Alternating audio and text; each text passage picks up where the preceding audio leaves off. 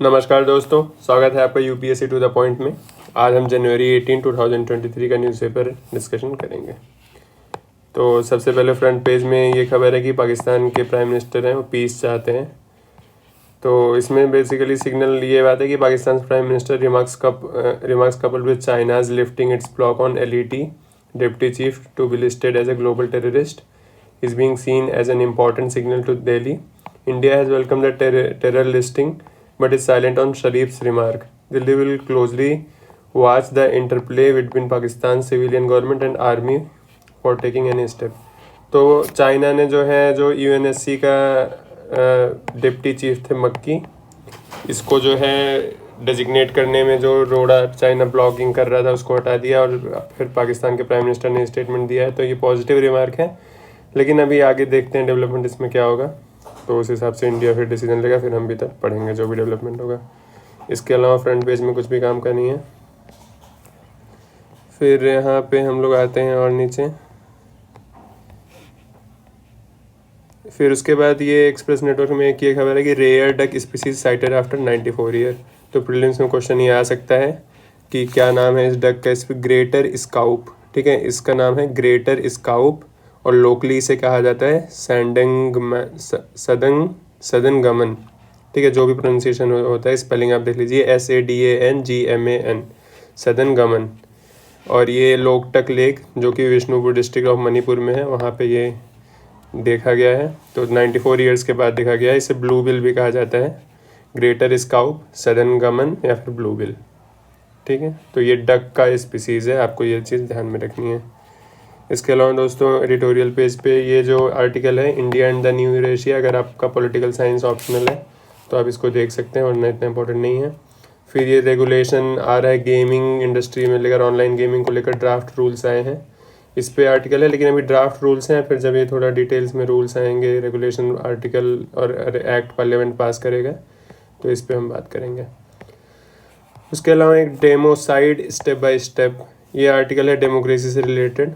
तो डेमोसाइड का मतलब कि डेमोक्रेसी की मृत्यु या फिर डेमोक्रेसी का सुसाइड। तो डेमोसाइड इन ऑथर ने कहा है। ये वैसे जीएस पेपर में इतना इंपॉर्टेंट नहीं है, लेकिन अगर आप एसए वगैरह में इसमें से आप आइडियाज़ ले सकते हैं और लिख सकते हैं, ठीक है। तो ये कॉन्टेक्स्ट बेसिकली जो अभी बहुत सारे जैसे यूएस में हुआ था और ब्राज़ील में हुआ, उन सब चीज़ों के कॉन्टेक्स्ट में बताया गया है इसमें। तो इन्होंने सबसे पहले बताया कि recalling the disaster of 1920s and 30s when most new democracies perished. तो 1920s 30s में क्या हुआ था, राइज ऑफ अथॉरिटेरियन रिजीम हुई थी और जो नई डेमोक्रेसीज बनी थी यूरोप में, और वहाँ पर यूरोप में बेसिकली वो पेरिश हो गई थी। इसी टाइम राइज ऑफ हिटलर वगैरह भी हुआ था और इटली में भी मुसोलिनी आया था। तो ये चीज़ें इन्होंने बताया है। फिर उसके बाद बताया है कि कैसे उसका कारण क्या था कि इन्फ्लेशन उस टाइम बहुत हाई था क्योंकि पोस्ट वार पीरियड था, ठीक है, इकोनॉमिक रिसेशन वगैरह था, ब्रोकन पार्टी सिस्टम और seeming politicians, middle class anxiety, ये सब रीज़न थे उस टाइम की। पॉलिटिशियन झूठ बोलते थे, पार्टी सिस्टम ब्रोकन था, इन्फ्लेशन बहुत हाई था। तो ये सब रीज़न था उस टाइम के ऑथोरिटेरियन रिजीम्स के राइज होने का। लेकिन अभी क्या हो रहा है, अभी nobody anticipated that Washington would witness a well organized mob assault on Capitol. तो वाशिंगटन में घटना जो हुई लास्ट ईयर, जब उसके पहले बेसिकली जब ट्रम्प इलेक्शन हारे थे, तब फिर फ्रैंकफर्ट में क्या हुआ कि बहुत लोगों को पकड़ा गया। ये प्लॉट वो लोग बना रहे थे कि पार्लियामेंट को अटैक करके वहाँ पे तख्ता पलट वगैरह कर देंगे, ठीक है। उसके बाद ब्राज़ील में अभी रिसेंटली जो हुआ कि थाउजेंड्स ऑफ बोल्सोनारो जो वहाँ के पूर्व प्रेसिडेंट थे, उनके समर्थकों ने ऑक्यूपाई कर लिया प्रेसिडेंशियल पैलेस वगैरह जो भी वहाँ का है और पार्लियामेंट बिल्डिंग वगैरह, ठीक है। तो ये सब चीज़ें इन्होंने बताया कि ये सब चीज़ें हो रही हैं, लेकिन केवल यही एक इतनी चीज़ को ही सेंसनलाइज करने की ज़्यादा ज़रूरत नहीं है। It's true that the sudden death interpretation of the latest insurrections has made it. वही बताया इन्होंने कि जो अभी लेटेस्ट इंसरेक्शंस हो रहा है, इससे लग रहा है कि हाँ डेमोक्रेसी की डेथ हो सकती है। It reminds us of the great fragility of democracy एवं all the way of building democracy, ठीक है। तो जो डेमोक्रेसी की फ्रेजिलिटी है उसको वो हमें याद दिला रही है ये चीज़ें, और कि कैसे डेमोक्रेसी बनाने में तो लाइफ टाइम लग जाता है, लेकिन इसे डिस्ट्रक्ट करने में ज़्यादा टाइम नहीं लगता है, कम टाइम में ही बर्बाद हो जाती है। The interpretation also forces onto the political agenda tricky tactical question about how best to prevent insurrection without ruining the spirit of and substance of democracy. तो ऐसे इंसरेक्शंस को अगर रोकना है और प्रिवेंट करना है और डेमोक्रेसी के सब्सटेंस को भी उससे नुकसान ना पहुंचे, तो उसके लिए क्या करना चाहिए, ये एक बड़ा क्वेश्चन है कि क्या करें। अरेस्ट कन्विक्शन करें, हार्श क्रैकडाउन करें, आर्मी का यूज़ करें, क्या करें ऐसी चीज़ों को रोकने के लिए, ठीक है। फिर उसके बाद इन्होंने अपना कोर्स चेंज करते हुए ये बताया ऑथर ने कि केवल ये इंसरेक्शन जो हैं यही ग्रेव थ्रेट नहीं है, इंसरेक्शंस आरंट डेमोक्रेसीज ग्रेवेस्ट थ्रेट, ठीक है। The travelling truth is that it can be destroyed in multiple ways. बहुत सारे तरीके हैं डेमोक्रेसी को डेमोसाइड करने में, मतलब डेमोक्रेसी की सुसाइड में डेमोक्रेसी को डिस्ट्रॉय करने के और भी तरीके हैं। For instance at the hand of high level political plots and plot and knife aged behind the scenes manoeuvring, ठीक है। पॉलिटिकल प्लॉट्स वगैरह करें, तख्ता पलट करें, जैसे कि मिलिट्री, इन्होंने फिर एग्जांपल दिया म्यांमार, इजिप्ट और चाड में कैसे मिलिट्री ने तख्ता पलट करा, तो ये भी तरीका है डेमोक्रेसी को डिस्ट्रॉय करने का। Then there is populist road to democide whose rhythm is slower still, ठीक है।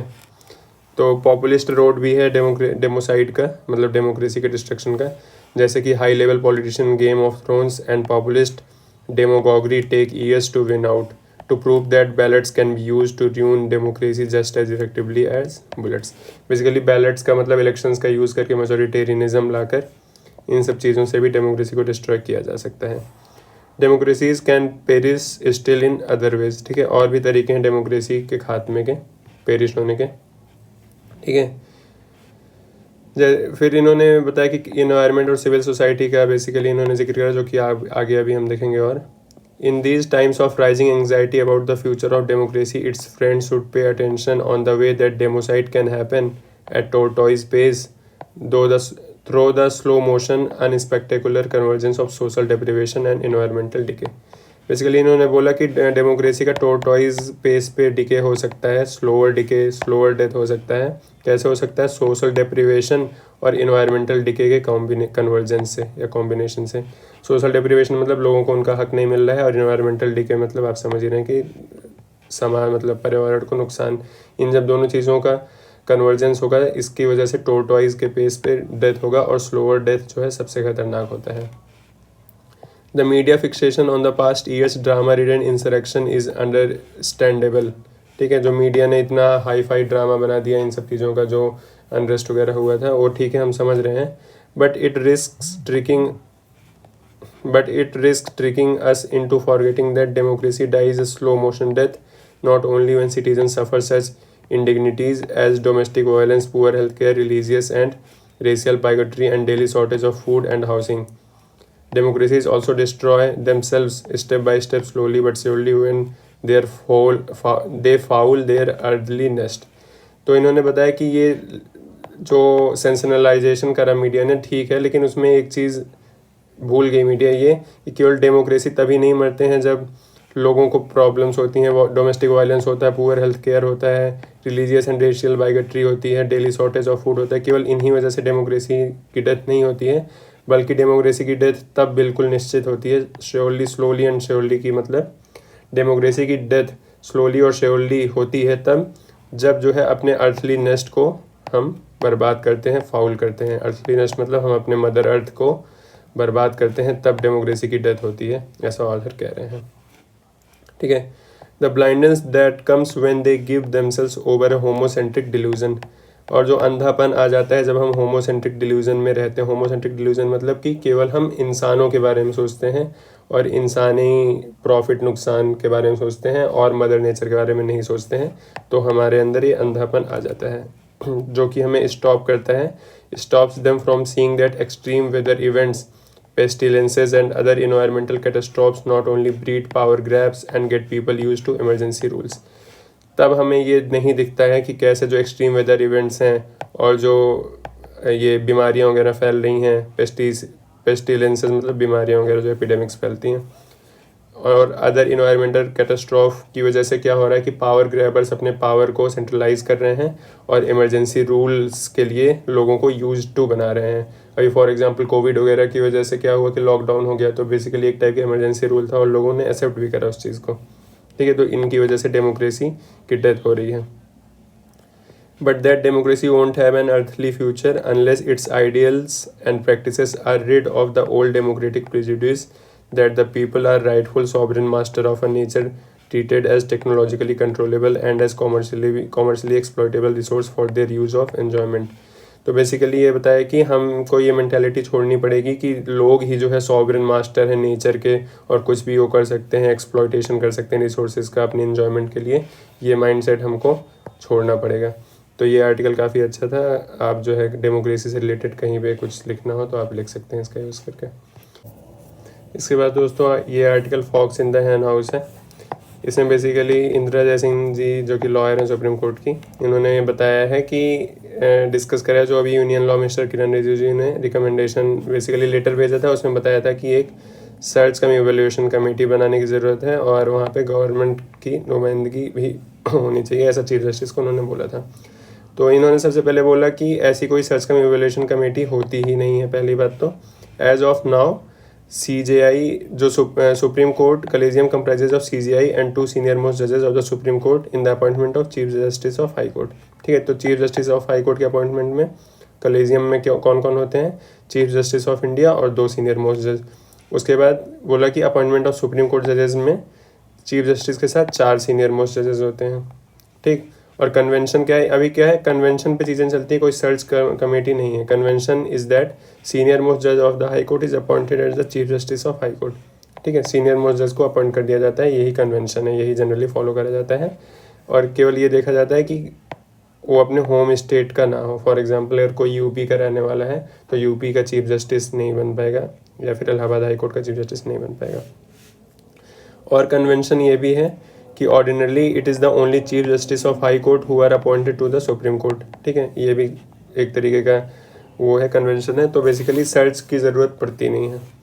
Hence the criteria for appointment of chief justice of high court and जजेस to the supreme court are already clear. ठीक है, तो criteria already clear है, तो search committee की ज़रूरत है ही नहीं। What we need instead is the criteria for such appointment when the rule of seniority is being departed from। लेकिन हाँ, हमें क्राइटेरिया तब ज़रूरत पड़ेगी अगर हम सीनियोरिटी के रूल्स को हटा दें, तब एक क्राइटेरिया की ज़रूरत ज़रूर पड़ेगी।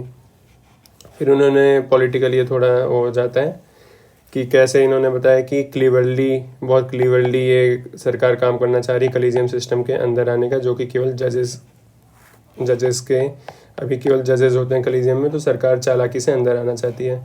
और फिर इन्होंने बताया कि सेपरेशन ऑफ पावर को वॉयलेट करेगी अगर गवर्नमेंट जो है अपॉइंटमेंट में आ जाएगी, क्योंकि गवर्नमेंट कोर्ट में सबसे बड़ी लिटिगेंट होती है, सबसे ज़्यादा नंबर ऑफ केसेस गवर्नमेंट के होते हैं। ठीक है, it is the judiciary of all institutions which suppose to provide counter majoritarian checks and balances to the functioning of government. ठीक है, काउंटर मेजोरिटी अगर मैं सरकार कुछ मेजोरिटेरियन फैसले ले रही तो जुडिशरी उसे अपोज करती है। The very same government should be on the committee charge with duty of appointment of जजेस who perform the function of checks and balances would be to destroy the very function of the court to keep a check on other branches of government. ठीक है, और वही same government के नुमाइंदे अगर appointment में आ जाएंगे तो ये बहुत दिक्कत की बात है। उसके बाद इन्होंने NJAC केस का डिस्कशन करा और फिर बताया कि सुप्रीम कोर्ट ने यहाँ पे जो भी डिसीजन दिया था वो लॉ है, और उस लॉ को अगर आपको चेंज करना है तो आप एक दूसरा लेजिस्लेशन ला सकते हैं।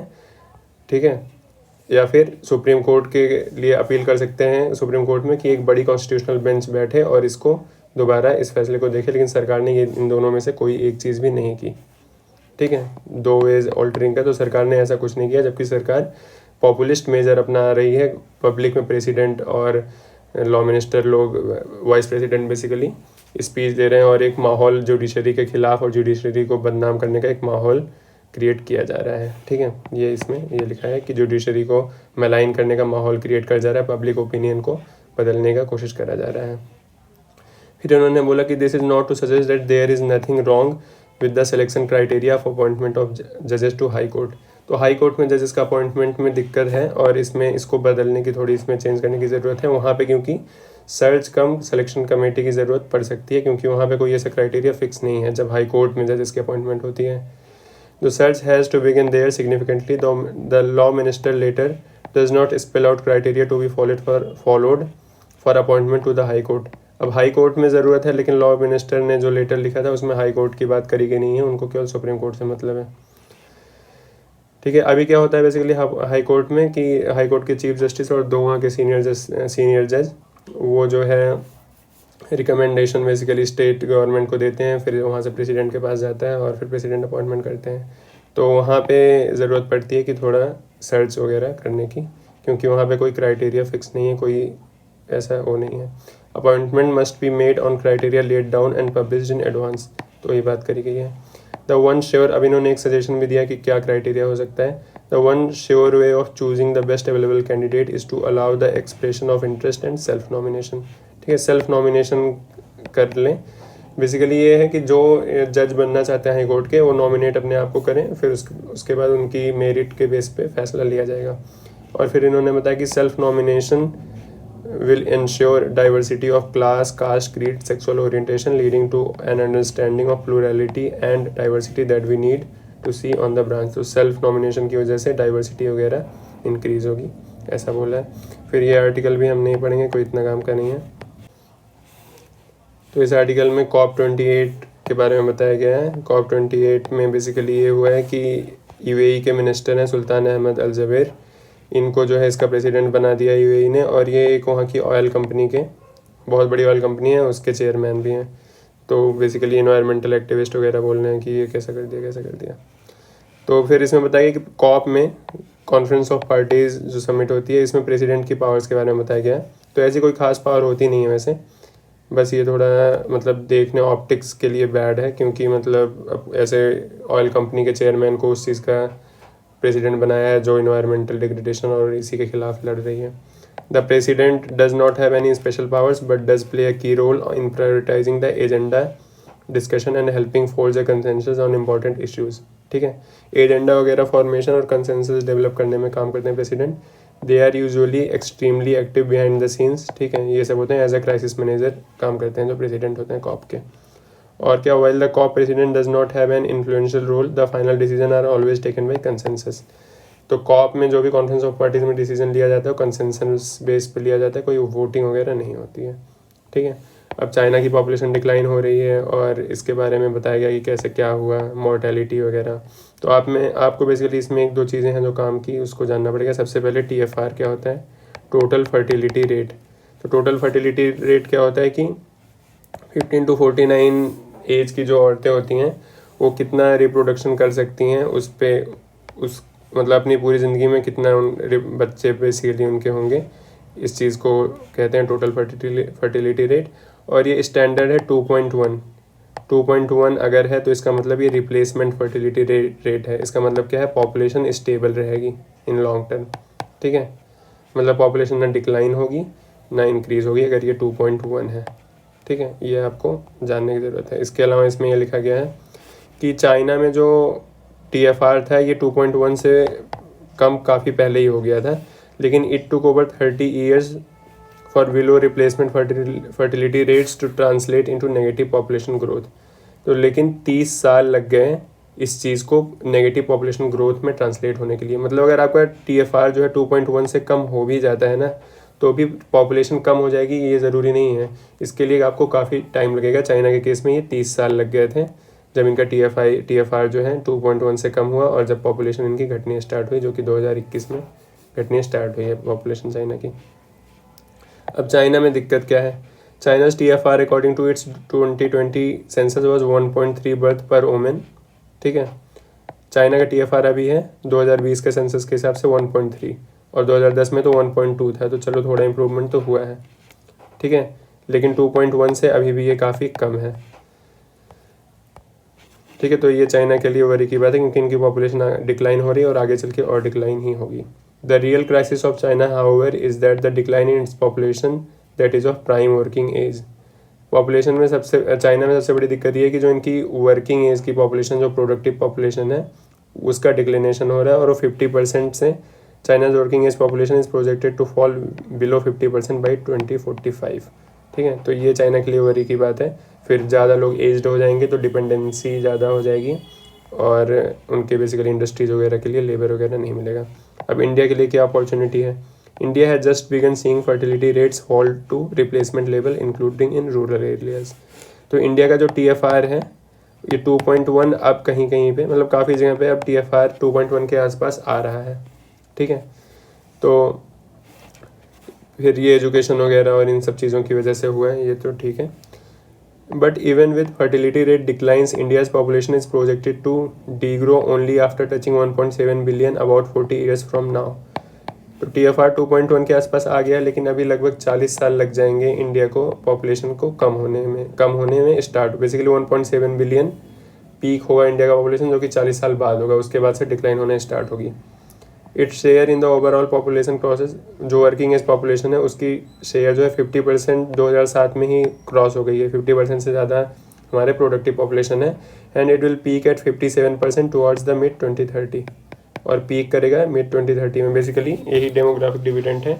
तो हमें क्या ज़रूरत है कि ये जो डेमोग्राफिक डिविडेंड है हम इसमें जो है इसको अपने पॉपुलेशन को स्किल वगैरह दें और एम्प्लॉयमेंट अपॉर्चुनिटीज़ क्रिएट करें, ताकि अच्छे से इनका हमारा जो डेमोग्राफिक डिविडेंड है ये डेमोग्राफिक नाइटमेयर में ना बदल जाए, ठीक है। तो हमें इस चीज़ की ज़रूरत है। तो ये थोड़े कुछ फैक्ट्स थे जो आपको यहाँ पे जानने चाहिए। इसके अलावा फिर वर्ल्ड न्यूज़ में ऐसा कुछ खास है नहीं जो एग्ज़ाम पॉइंट ऑफ व्यू से काम का हो। फिर हाँ, इकोनॉमी के पेज में जो है RBI warned against old pension scheme. तो ओल्ड पेंशन स्कीम क्या होती है इसके बारे में हम जान लेते हैं, इसमें क्या होता है। और RBI ने स्टेट गवर्नमेंट को वार्न करा है कि आप ओल्ड पेंशन स्कीम की तरफ मत जाइए, क्योंकि बहुत सारे स्टेट जो है ओल्ड पेंशन स्कीम की तरफ जा रहे हैं। अभी रिसेंटली हिमाचल प्रदेश और फिर पंजाब, ये सब स्टेट, छत्तीसगढ़ हो गया, राजस्थान हो गया, ये ओल्ड OPS को ऑप्ट कर रहे हैं। तो RBI ने बोला कि it will add to the fiscal burden of state in the coming years. आगे चल के फिस्कल बर्डन बहुत अनसस्टेनेबल हो जाएगा। Will lead to accumulation of liabilities which can become a major risk in the future, ठीक है। Liabilities बढ़ जाएंगी स्टेट की और फ्यूचर में बहुत रिस्क होगा। अब ओल्ड पेंशन स्कीम क्या है? ओल्ड पेंशन स्कीम जिसको PAYG भी कहते हैं, इसमें under this scheme the contribution of the current generation of workers was explicitly use to pay the pension of existing pensioners, ठीक है। तो जो पेंशनर्स हैं वो अपनी लास्ट ड्रॉन सैलरी का 50% उनको पेंशन में मिलता है, और उन्होंने उसके लिए पहले से कुछ पे वे नहीं करा है। जो अभी का टैक्सेशन सिस्टम है, अभी का जो सरकार का पैसा आता है उसके थ्रू उनको पे किया जाता है। और ये डिसकंटिन्यू हो गया, इसको डिसकंटिन्यू कर दिया गया था क्योंकि ये बहुत सरकार के लिए लाइबिलिटी आगे चल के बनती जा रही थी। It was discontinued given the problem of pension debt sustainability and aging population and explicit burden on future generation and incentive for early retirement। तो प्रॉब्लम क्या थी इसमें कि पहली बात तो सस्टेनेबिलिटी नहीं थी इसकी, पॉपुलेशन एज हो रहा था तो आगे चल के और दिक्कत होती, फिर फ्यूचर जनरेशन पे एक्सेसिव बर्डन होता, और दूसरा क्या है कि रिटायरमेंट भी लोग ले लेते थे, अर्ली रिटायरमेंट, क्योंकि इसमें जो अभी नया वाला पेंशन NPS के सिस्टम में है कि आप जितना ज़्यादा दिन तक जॉब करेंगे आपकी पेंशन उतना ज़्यादा होगी, लेकिन इसमें कोई ऐसा इंसेंटिव नहीं था कि आपको कोई काम करना पड़े। फिर अब NPS आया 2004 के बाद से। NPS is defined contribution pension scheme. NPS enables an individual to undertake retirement planning while in employment with systematic saving in and investment, ठीक है। जब एम्प्लॉयमेंट में रहते हैं तभी जो है लोग रिटायरमेंट प्लानिंग वगैरह करते हैं। NPS is mandatory for central government employees joining services after 1 January 2004 and almost all state governments have adopted it for their employees, ठीक है। 2004 के बाद से सेंट्रल गवर्नमेंट के लिए मैंडेटरी, और लगभग सारे स्टेट गवर्नमेंट ने भी इसको कर दिया है। PFRDA जो है pension fund regulatory development authority, इसको मैनेज करती है पेंशंस को, और एम्प्लॉय 10% कॉन्ट्रीब्यूट करते हैं और सरकार जो है 14% कॉन्ट्रीब्यूशन करती है, ठीक है। ये नया पेंशन स्कीम है। फिर यही जो इसी कंट्रीब्यूशन को बाद में रिटायरमेंट के बाद मिलता है उनको। तो जितने ज़्यादा दिन तक आप जॉब करेंगे तो कंट्रीब्यूशन उतना ज़्यादा होगा, तो रिटायरमेंट के बाद पेंशन उतनी ज़्यादा मिलेगी आपको। बस इसके अलावा दोस्तों और कुछ इसमें है नहीं आज के पेपर में। तो आज के लिए बस इतना ही, मिलते हैं आपको अगली वीडियो में, तब तक के लिए बहुत बहुत धन्यवाद। जय हिंद।